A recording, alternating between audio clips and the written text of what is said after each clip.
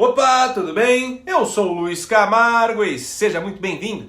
Semana passada, Rodrigo Pacheco instalou no Senado uma comissão um tanto quanto estranha composta por diversos juristas e o ministro Ricardo Lewandowski para propor mudanças na lei do impeachment. E nesta quinta-feira, o presidente da Câmara, Arthur Lira, instalou um grupo de trabalho para estudar a adoção do semipresidencialismo. O que nos leva a desconfiar que o sistema sabe que Bolsonaro já está reeleito. Sendo assim, precisa se antecipar e começar a mexer alguns pauzinhos. E é por isso que hoje vamos tentar entender o que de fato está por trás dessas duas manobras. Mas antes, é muito importante você já mandar seu like no vídeo e deixar um comentário qualquer, nem que seja só um alô mesmo, pois isso é fundamental para ajudar no engajamento do vídeo. Aproveita também e confere se você continua inscrito no canal. Aciona o sininho das notificações e se for novo por aqui, me dê essa moral e se inscreva no canal. Se desejar, dê um pause aí no vídeo para fazer todas essas coisas que já ajudam bastante. Feito? Então vamos lá. O ministro Lewandowski vai comandar pelos próximos 6 meses uma comissão de juristas que irá propor mudanças na atual lei do impeachment, editado em 1950. Na sexta-feira da semana passada, o grupo fez sua primeira reunião no Senado. A iniciativa de criar a comissão partiu do presidente da casa, Rodrigo Pacheco. No discurso de início dos trabalhos, Lewandowski disse que a lei em vigor, que é anterior à Constituinte de 88, precisa se adequar com a nossa Carta Magna, pois, segundo ele, seu manejo ao longo do tempo tem contribuído mais para gerar crises e instabilidades políticas do que para superar impasses institucionais dentro da legalidade.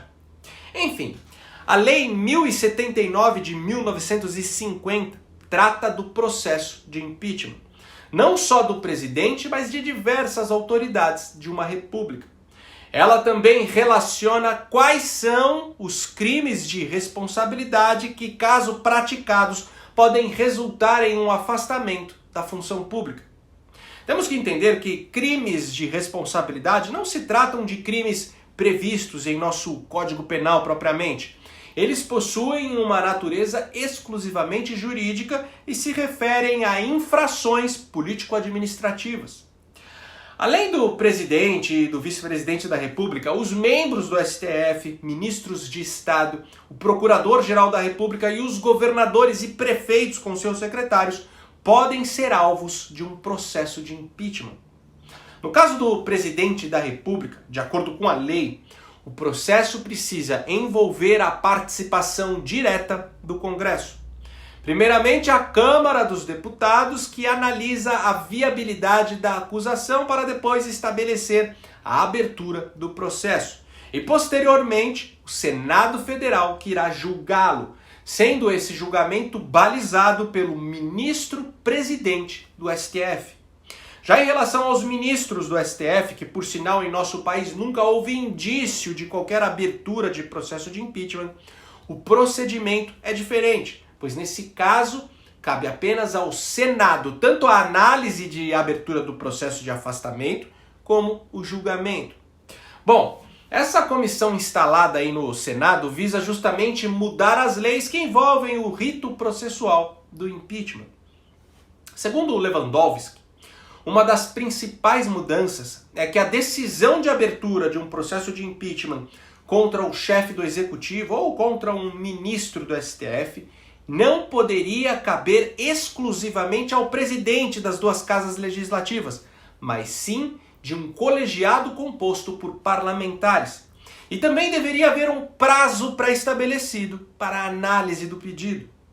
Como a comissão acabou de ser montada, não tem aí como a gente saber quais os pontos específicos que se pretende mudar. Mas pode ter toda a certeza do mundo que tentarão dificultar ainda mais a possibilidade de impeachment contra ministros da Suprema Corte. Mas mesmo sendo muito cedo aí para analisar essa iniciativa, já podemos perceber algumas pegadinhas. Afinal, estamos no Brasil. Primeiro que ao criar uma comissão para revisar a lei do impeachment, a pedido de Lewandowski, Rodrigo Pacheco praticou favorecimento indevido, um crime previsto em nosso Código Penal. Isso porque Lewandowski foi alvo de denúncias protocoladas no Senado, justamente porque infringiu a legislação do impeachment, que é o objeto da revisão a ser feita pela tal comissão de juristas. Para quem não se lembra, Lewandowski foi quem presidiu no Senado o processo de impeachment contra Dilma Rousseff. E o ministro, que por sinal foi indicado por Lula, descumpriu fragorosamente a Constituição ao não aplicar contra a ex-presidente as duas penalidades previstas claramente no texto constitucional, que são a perda da função pública e a inabilitação por 8 anos para o exercício da função pública. Diante disso, o Senado Federal recebeu pedidos de abertura de impeachment contra Lewandowski, pedidos esses que permanecem engavetados. Será que é por isso que um ponto a ser mudado na lei é justamente o prazo pré-estabelecido para análise de um pedido de impeachment? O fato é que se existe uma pessoa suspeita para comandar essa comissão, essa pessoa é Lewandowski. O ministro tem interesse direto no resultado da revisão da legislação exatamente por ser alvo de denúncias no Senado. Denúncias essas feitas com base na lei que ele pretende revisar. E isso é completamente imoral. Mas não para por aí. A comissão também conta com membros que não deveriam estar lá, como por exemplo Fabiane Pereira de Oliveira, que é assessora de Lewandowski e atuará como relatora da comissão. E o jurista Luiz Fernando Bandeira, que foi nomeado por Renan Calheiros para co-presidir o processo de impeachment contra a ex-presidente Dilma. Agora, não é um tanto quanto estranho que uma revisão da lei dos crimes de responsabilidade ocorra às vésperas das eleições? Olha o que diz o artigo 7º, inciso 3, abre aspas. Violar o escrutínio de sessão eleitoral ou inquinar de nulidade o seu resultado pela subtração, desvio ou inutilização do respectivo material. Fecha aspas. Ou seja, aqui temos a criminalização da violação do escrutínio, que nada mais é do que a contagem pública dos votos em uma eleição. Só que desde que se estabeleceu a urna eletrônica, essa etapa crucial do nosso processo eleitoral ficou de fora. Pois, como sabemos, a contagem dos votos é feita secretamente no TSE. Porém, conforme a lei, o voto deve ser secreto, mas o escrutínio público. O que só seria possível ou com as velhas cédulas de papel ou com as urnas que imprimem uma segunda via do voto.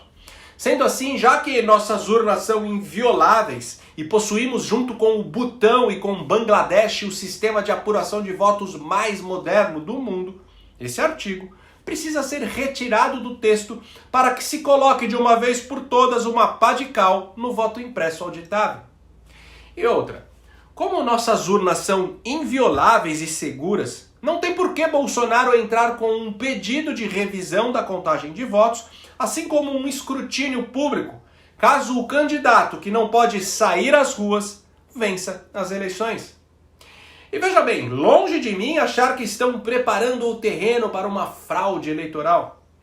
A verdade é que toda essa história em torno da revisão da lei do impeachment, além de muito mal contada, exala no ar aquele cheiro de golpe.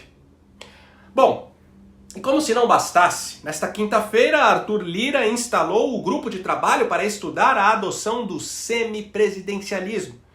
Em ato publicado no Diário Oficial da Câmara, o parlamentar instituiu um comitê para debater e analisar temas relacionados ao sistema de governo no qual o presidente da República dividiria suas atribuições com um primeiro-ministro escolhido pelo Congresso.